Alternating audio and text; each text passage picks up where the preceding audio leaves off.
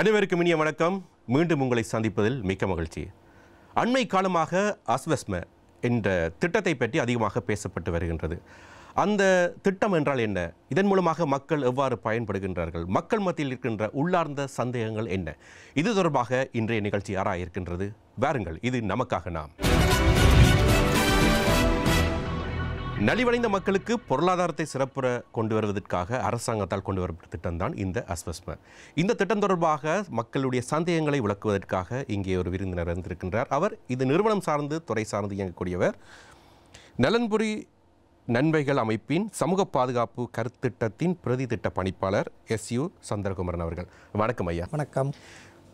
முதலில் இந்த பேசுபொருளாக இருக்கின்ற அஸ்வஸ்ம என்றால் என்ன? அஸ்வஸ்ம என்பது பொருளாதாரத்திலே நலிவடைந்து போயிருக்கின்ற எங்களுடைய மக்களினுடைய, அதாவது நாளாந்த உணவு தேவைக்காக சிரமப்படுகின்ற குடும்பங்களுக்கு அரசால் வழங்கப்படுகின்ற ஒரு காசு கொடுப்பனவு. அதாவது இந்த அவர்களுடைய உணவு தேவைக்காக வழங்கப்படுகின்ற காசு கொடுப்பனவு, அதுதான் முதலாவதாக இலங்கையிலே 2023 ஜூலை மாதத்திலிருந்து மாதாந்தம் கொடுக்கப்பட்டு வருகின்றது. இதன் அடிப்படையில், அந்த குறிகாட்டியின் அடிப்படையில் இவர்களை நீங்கள் வகைப்படுத்துகிறீர்கள்? உண்மையிலே இந்த குறிகாட்டிகள் அதாவது சனத்தொகைகள் புள்ளிவிவர திணைக்களத்தினாலே மாவட்ட ரீதியாக வறுமை நிலைகள் அளவீடு செய்யப்பட்டு வருகின்றது.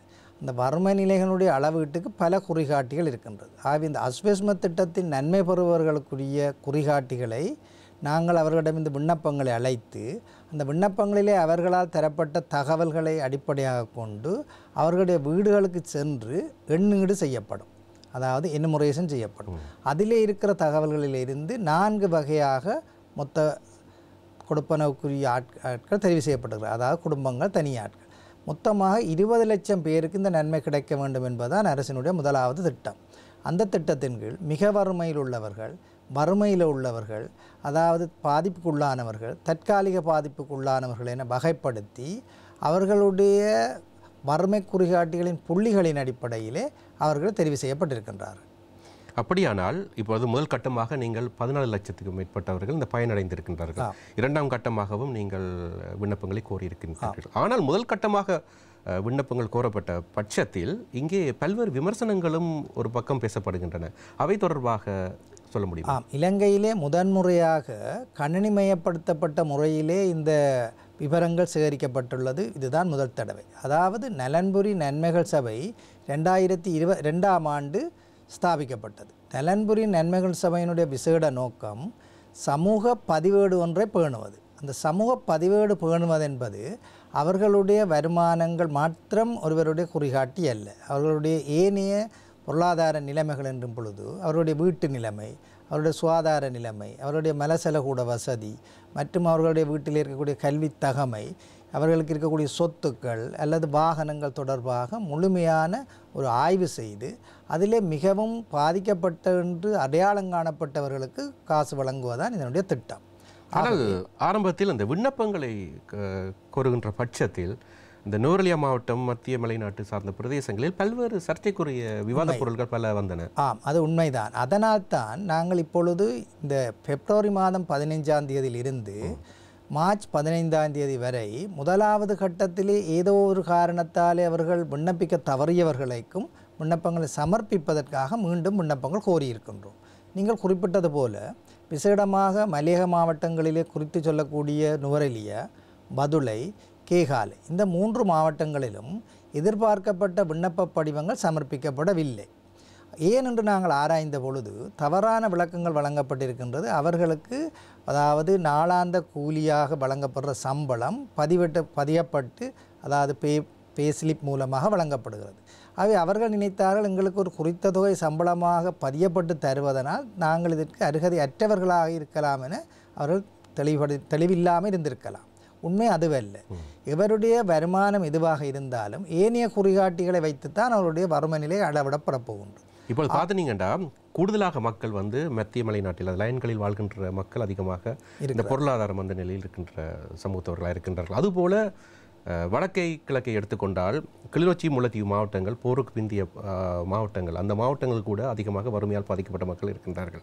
உங்களுடைய இந்த திட்டம் அவர்களை எவ்வாறு சென்றடைந்திருக்கின்றது? நீங்கள் கேட்பது போல வடக்கு கிழக்கை பொறுத்தவரையிலே எங்களுக்கு எதிர்பார்க்கப்பட்ட விண்ணப்பங்கள் சமர்ப்பிக்கப்பட்டு அவர்களுக்கு கிடைக்கக்கூடிய அதிகூடிய தொகை வழங்கப்பட்டு வருகின்றது. ஆனால் இதில் கவனத்தில் கொள்ள வேண்டியது மலையக மாவட்டங்கள். நான் ஏற்கனவே கூறியது போல உங்களுக்கு தெரியும், ஏனைய பிரதேசங்களில் இருக்கிற கிராமிய அமைப்புகளுக்கும் தோட்டத்துறைக்கும் வேறுபாடு உண்டது. அந்த வேறுபாடு என்னும் பொழுது அவர்கள் வாழ்கின்ற லயன்கள் மற்றும் அவர்களுடைய கிராமிய அமைப்புகள் மிகவும் வித்தியாசமாக, அத்தோடு சொல்கின்ற செய்திகள் எவ்வளவு தூரம் இணைய வழியாகவோ இந்த கணினி மயப்படுத்தப்பட்ட உலகில் அவர்களை சென்றடைது என்பது ஒரு அது நாங்கள் அது ஆனபடியால் தான் நாங்கள் இம்முறை இந்த ஊடகங்கள் மூலமாகவும் பத்திரிகைகள் வாயிலாகவும் வானொலிகள் வாயிலாகவும் இந்த செய்திகளை மிகவும் அவர்களுக்கு சென்றடையக்கூடிய முறையில் அமைத்துள்ளோம். விசேடமாக நாங்கள் கடந்த வாரம் அதாவது நீர்வளங்கள் மற்றது தோட்ட உட்கட்டப்பு அமைச்சுடன் சேர்ந்து அவர்களுடைய பிரதேச இடங்களிலே கடமையாற்றுகின்ற தமிழ் பேசும் உத்தியோகத்தர்களிடமும் இந்த விண்ணப்பங்கள் தொடர்பான விழிப்புணர்வை ஏற்படுத்தி அவர்களை நாங்கள் கேட்டிருக்கின்றோம், தயவு செய்து நீங்கள் தோட்டங்களுக்கு சென்று தோட்ட மக்களுக்கு ஒரு விழிப்புணர்வு ஏற்படுத்தி அவர்களாலே நிகழ்நிலை மூலம் விண்ணப்பம் தர முடியாதிருந்தால் அதை நீங்கள் நிகழ்நிலை மூலமாகவோ அல்லது அவர்களுக்கு விண்ணப்பத்தை வழங்கி அவர்களுக்கு கூடாக அந்த விண்ணப்பத்தை நிரப்பி அந்தந்த பிரதேச செயலகத்திலே வழங்குமாறு கூறியிருக்கின்றோம். இதில் முதலாவது கட்டம் அவர்கள் சாதாரணமாக அடிப்படை தகவல்களை வழங்கி தாங்கள் ஒரு விண்ணப்பதாரராக பதிவது.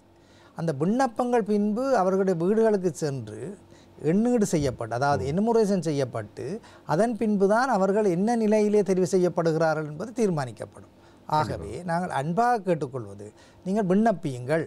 இப்பொழுது நீங்கள் தவறவிட்டவர்களும் விண்ணப்பிப்பதற்கு ஒரு சந்தர்ப்பம் வழங்கியிருக்கும். கண்டிப்பாக இந்த நிகழ்ச்சி வாயிலாக அனைவரும் பார்த்து கொண்டிருப்பார்கள். இந்த திட்டத்தின் செயல் திட்டத்தின் முழுமையான விவரங்கள் உங்கள் வாயிலாக அவர்களுக்கு தெரிந்து கொண்டிருக்கின்றது. அந்த வகையில் இந்த தோட்ட மக்களுக்கு நீங்கள் குறிப்பாக சொல்ல வேண்டிய விடயம் என்ன? இது உண்மையிலே நாங்கள் முதலாவதாக அவர்களுக்கு சொல்ல வேண்டியது, இது ஒரு கணனி மயப்படுத்தப்பட்ட திட்டம் மாத்திரமல்ல, வங்கி கணக்குகள் ஆரம்பிக்கப்பட்டு அவருடைய வங்கி கணக்குகளுக்கு நேரடியாக பணப்பு வைக்கப்படும்.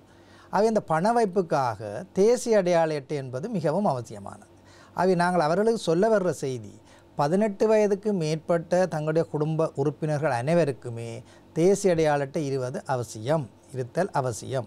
அவர்கள் தற்பொழுது அவர்களிடம் அடையாள அட்டை இல்லாவிட்டாலும் உடனடியாக ஒரு நாள் சேவை மூலமாகவோ அல்லது விசேட தேவைகள் மூலமாகவோ தங்களுடைய அடையாள அட்டைகளை தயாராக வைத்திருக்க வேண்டும். இப்பொழுது பாரிய பிரச்சனை இதோடு தொடர்புபடுத்தி விடுகின்றேன். ஏனென்றால் பலருக்கு தேசிய அடையாள அட்டை இல்லை. அதே நேரத்தில் அந்த அடையாள அட்டை எடுக்கும் போது பிறப்பு சான்றிதழ் தேவைப்படுகின்றது. அப்பொழுது எவ்வாறு இவர்கள் உடனடியாக இந்த அடையாள அட்டை சொல்வது உண்மை. இந்த பிறப்பத்தாட்சி பத்திரம் தேவை என்பது ஏற்கனவே இருந்த விடயம். தற்பொழுது எந்த ஒரு அலுவலர் அதாவது எந்த ஒரு பொதுமகனும் பிறப்பத்தாட்சி பத்திரம் இல்லாவிட்டாலும் கிராம அலுவலருடைய சான்றுபடுத்தலுடன் அடையாள அட்டை பெற்றுக்கொள்ள முடியும். முன்பு அது ஒரு தடையாக இருந்தாலும் இப்பொழுது ஆட்பதிவு திணைக்களத்தினுடைய நிர்வாக நடைமுறையின் கீழ் பரப்பு அத்தாட்சி பத்திரம் அவசியமற்றது. கிராம அலுவலர் அவருடைய உறுதிப்படுத்தல் செய்தால் அவர்கள் அடையாள அட்டை பெற்றுக்கொள்ள முடியும். ஆனபடியால் அவர்கள் ஏற்கனவே பிறப்பத்தாட்சி பத்திரம் இல்லை என்று கவலைப்பட வேண்டிய அவசியம் இல்லை. இது தொடர்பாக பிரதேச செயலக மட்டங்களிலும் கிராம அலுவலர் மட்டங்களிலும் பல தெளிவுபடுத்தல்கள் செய்யப்பட்டிருக்கின்றது. நாங்கள் விசேடமாக ஆட்பதிவு திணைக்களத்துக்கும் கேட்டிருக்கின்றோம். அஸ்வஸ்ம திட்டத்துக்காக விண்ணப்பிக்க வரும் முன் வந்தால் தயவு செய்து அவருடைய அடையாள அட்டைகளை விரைவாக வழங்குவதற்கு நடவடிக்கை எடுக்குமாறு கேட்டுள்ளோம். இதில் விண்ணப்பத்தை நிராகரிக்கப்பட்டிருந்தால் அல்லது அவர்கள் அதில் கவனத்தில் கொள்ளாவிட்டால் முறைப்பாடு செய்வது எப்படி? நல்ல கேள்வி. ஏற்கனவே முதலாங்கட்டத்திலே நாங்கள் விண்ணப்பங்களை கோரிய பொழுது பலரும் விண்ணப்பித்திருந்தாலும் சில சந்தர்ப்பங்களில் அவர்களுக்கு தோன்றியிருக்கலாம், நாங்கள் மிகவும் வறுமையானவர்களாக கணிப்பிடப்பட வேண்டியவர்கள், ஆனால் எங்களை மிக வறுமைக்கு பதிலாக வறுமை உள்ளவர்களாக கணிப்பீடு செய்யப்பட்டிருப்பதாக அவர்கள் உணர்ந்தால் நாங்கள் அந்த விண்ணப்பங்கள் அழைத்த பின்பு அவர்களுடைய வீடுகளுக்கு எங்களுடைய எண்ணீட்டாளர்கள் சென்று பார்வையிட்டு தகவல் பரிமாறிய பின்பு அவர்களாலே வழங்கப்பட்ட தகவல்களின் அடிப்படையிலே பிரதேச செயலக மட்டத்திலே நாங்கள் பட்டியல்களை வெளியிட்டிருக்கின்றோம். ஆகவே ஒருவருடைய பெயர் வெளியிடப்பட்ட பொழுது 2 சந்தர்ப்பங்கள் ஏற்படலாம். ஏதாவது ஒரு நன்மை பெறக்கூடியவர்கள் அந்த பட்டியலில் இருக்கலாம், எந்த ஒரு நன்மை கிடைக்காதவர்கள் என்ற பட்டியலும் இருக்கும். ஆகவே நன்மை கிடைக்காத ஒருவர் தன்னுடைய முறைப்பாட்டை அதாவது மேன்முறையீட்டை பிரதேச செயலகத்துக்கு வழங்கலாம். அதே போல் ஒரு கேட்டகரியிலிருந்து அடுத்த கேட்டகரிக்கு தாங்கள் போக வேண்டும் என்பவர்களும் தங்களுடைய மேன்முறையீட்டை வழங்கலாம். அதே போல் வேறு ஒருவர் ஒரு குறித்தவருக்கு நன்மை கிடைப்பது தவறு என்ன அவர் உணர்ந்தால் அவருக்கு நன்மை கிடைக்கக்கூடாது என்பதற்கான முறைப்பாட்டையும் வழங்கலாம். அதாவது ஒரு தவறானவர் தெரிவு செய்யப்பட்டிருப்பதாக மக்களுக்கு ஒரு உணர்வு இருந்தால் அவர்கள் பிரதேச செயலகத்துக்கு கையெழுத்து கூட வைக்க தேவையில்லை. இன்ன குடும்பத்துக்கு நீங்கள் வழங்குவதாக இருக்கிற நன்மை அவர் பொருத்தமற்றவராக அவர் முறைப்பாடு செய்தால் நாங்கள் அவற்றை முறைப்பாடுகளை மீளாய்வு செய்வதற்கு ஒரு முறைப்பாட்டு குழு ஒன்று மாவட்ட செயலாளர் மட்டத்திலே அவர்களாலே பிரதேச செயலகத்திலே ஏற்பாடு செய்யப்பட்டுள்ளது. அது முதலாவதாக தெரிவுக்கான ஒரு குழு இருக்கும். தெரிவிலே இருக்கிற மேன்முறையீடு அல்ல முறைப்பாடுகள் தொடர்பாக மேன்முறையீட்டுக்கான விசேட குழு ஒன்று அமைக்கப்பட்டிருக்கு. ஆனால் எங்கள் சமூக மத்தியில் இருக்கின்ற ஒரு பழக்கங்கள் தான், அதாவது சிலருக்கு நன்மையான காரியங்கள் கிடைப்பதை மற்றவர்கள் விரும்ப மாட்டார்கள்.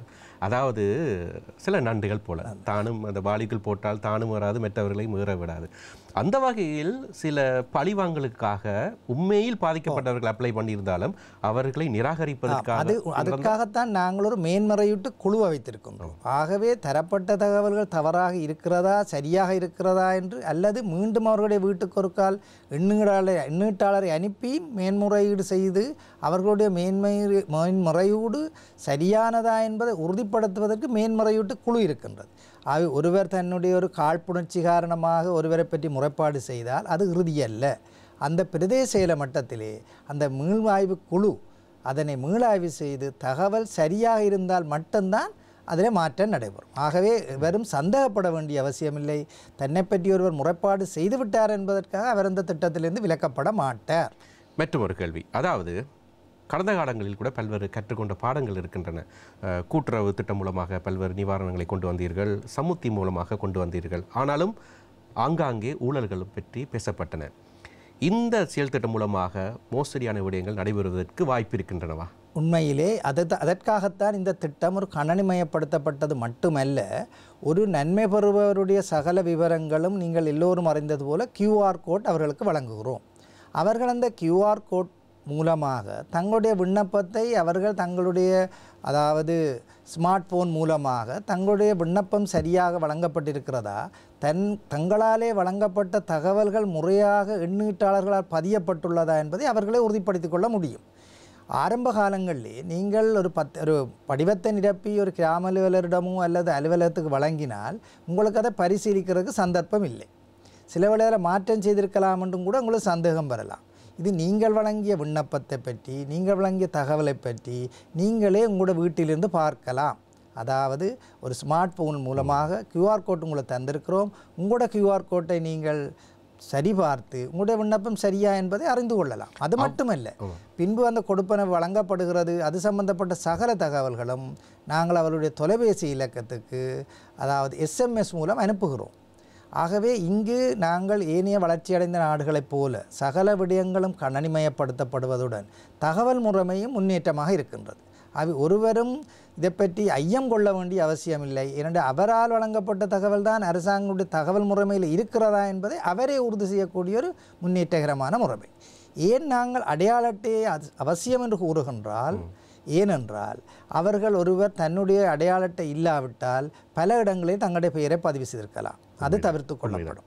இரண்டாவதாக, வங்கிக்கு நேரடியாக கணக்குகளுக்கு வைப்பிடப்படுவதனால் இதிலே எந்த மூன்றாவது தரப்பும் இதிலே சம்பந்தப்பட மாட்டார்கள்.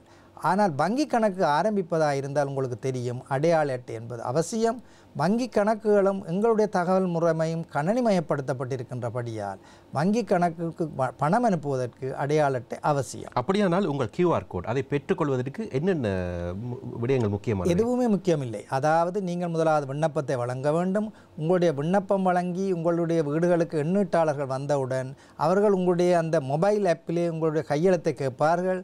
நீங்கள் கையெழுத்து வைத்து கொடுத்தவுடன் உங்களுக்கு ஒரு ஸ்லிப்பிலே அவர் அந்த கியூஆர் கோட்டை பிரிண்ட் பண்ணி தந்திருப்பார். அந்த விண்ணப்பத்தில் என்னென்ன விடயங்கள் கோரி? விண்ணப்பத்திலே ஆக அடிப்படையான விடயங்கள், அதாவது அவருடைய பெயர், அவருடைய குடும்பத்தில் உள்ளவருடைய பெயர், அவருடைய பிறந்த திகதி, அடையாள அட்டை இலக்கம், அதே வேளையிலே அவர்களுடைய கிராம அலுவலர் பிரிவு, மாவட்டம், அடிப்படை விடயங்கள் மட்டும்தான் அவர்களால் விண்ணப்பிக்கிறார். பின்னர் அவர்களுடைய வீட்டுக்கு எண்ணீட்டாளர்கள் செல்லும் பொழுதுதான் அவர்களுடைய சகல விடயங்களையும் அங்கே கேள்வி முறை மூலம் அவர்களுடைய கேள்வி கேட்கப்பட்டு பதிவிடப்படும். கேள்வி கேட்டு பதிவிடப்படுவதை அவர்களே பார்வையிட்டு தான் அந்த அதாவது மொபைல் ஆப்பிலே அவர்களே சைன் பண்ணுவார்கள்.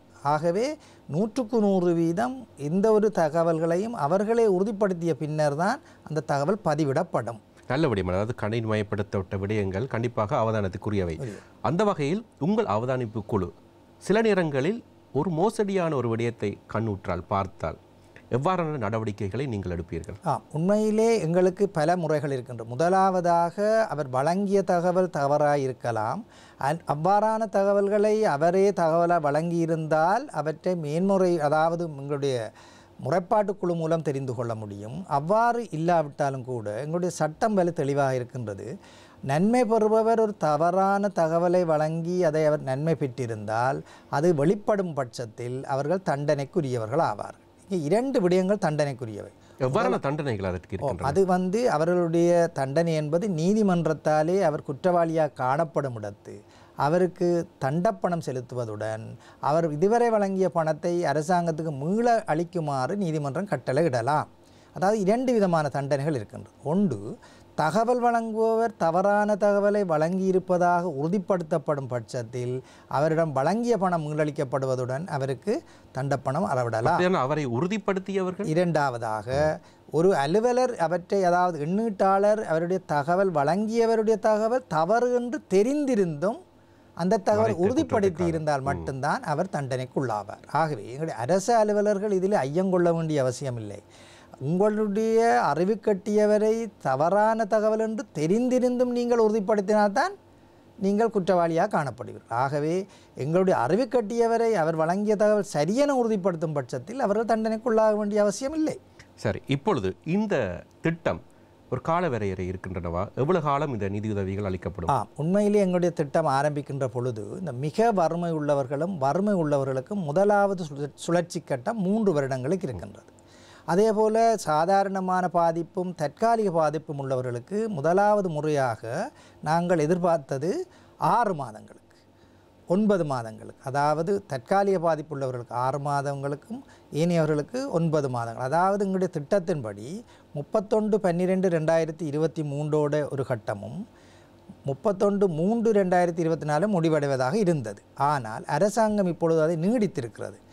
எல்லோருக்குமே 31/12/2024 வரைக்கும் ஒரு ஜூலை 2023 நன்மை பெறுகின்ற சகலருக்குமே 31/12/2024 வரையும் கிடைக்கும். ஆனால் எங்களுடைய திட்டத்தின்படி மிக வறுமை உள்ளவர்களுக்கும் வறுமை உள்ளவர்களுக்கும் தொடர்ச்சியாக 3 ஆண்டுகள் நன்மை கிடைக்கும். ஆனாலும் ஒவ்வொரு வருடமும் அவர்களுடைய நிலைமையை மீளாய்வு செய்கின்ற ஒரு நன்மை இருக்கின்றது. ஏற்கனவே ஒரு குடும்பம் வறுமையாக இருந்தாலும் அவர்களுடைய ஒரு மகன் அல்ல மகள் வெளிநாட்டுக்கு சென்று வருமானம் உழைக்க ஆரம்பித்தால் அவர் அடுத்த கட்ட மீளாய்வின் பொழுது சில வேளை அவர் வறுமையிலிருந்து விலகி இருக்கலாம். மீளாய்வை செய்பவர்கள் யார்? இதே போன்று, அதாவது ஆரம்பத்திலே நாங்கள் அவருடைய தகவல்களை எப்படி வீடுகளுக்கு சென்று சரிபார்த்தோமோ ஒவ்வொரு வருடமும், அதாவது 12 மாத சுற்றுவட்டத்திலே ஏற்கனவே கூறியது போல 2023 ஜூலையிலிருந்து 2024 ஜூன் ஒரு சுற்றுவட்டம். 2024 ஜூலை வழங்க முன்னதாக நாங்கள் ஜூன் மாதத்துக்கு முன்னதாக மீண்டும் அவர்களை சரிபார்ப்பதற்கு எங்களுடைய எண்ணீட்டாளர்கள் செல்வார்கள். அவர்கள் ஏற்கனவே வழங்கிய தகவலில் எந்த மாற்றமும் இல்லை என்றால் அதே நன்மை பெற்றுக்கொள்ளப்படும். மாறாக ஒருவர் வறுமை நிலையாக அடையாளம் காணப்பட்டவர் வேறொரு காரணமாக அவர் மிக வறுமைக்குள்ளாகி இருக்கலாம் அடுத்த வருடத்திலே, அவ்வாறு அவர்களுக்கு மிக வறுமையான நன்மை கிடைக்கலாம். அதே போல் மாறாக ஒரு தற்காலிக நன்மை பெற்றுக்கொண்டிருந்த ஒருவர் அவர் நல்ல நன்மை பெறுவராக மாறியிருந்தால் அவர் இந்த திட்டத்திலிருந்து வெளியேற்றப்படுவார். ஆகவே ஒவ்வொரு வருடமும் நாங்கள் சுழற்சி முறையாக அவர்களுடைய விண்ணப்பங்களை மீண்டும் மீண்டும் பரிசீலிப்பு செய்து இது தொடர்ச்சியாக இந்த நன்மை பாதிக்கப்பட்ட மக்களுக்கு வழங்குவதற்காகத்தான் நலன்புரி நன்மைகள் சபை அமைக்கப்பட்டது.